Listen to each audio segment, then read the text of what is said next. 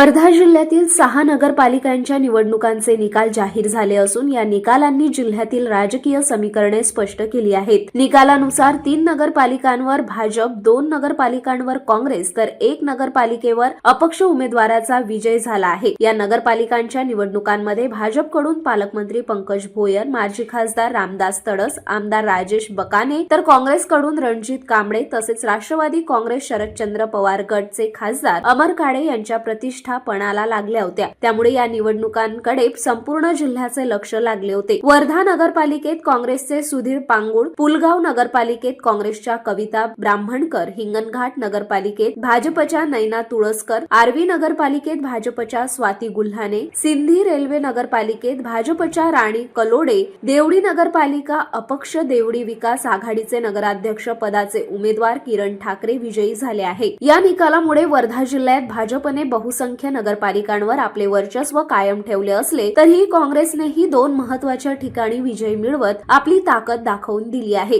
तर देवडी येथे अपक्ष उमेदवारांच्या विजयाने स्थानिक राजकारणात नवे समीकरण निर्माण झाले आहे।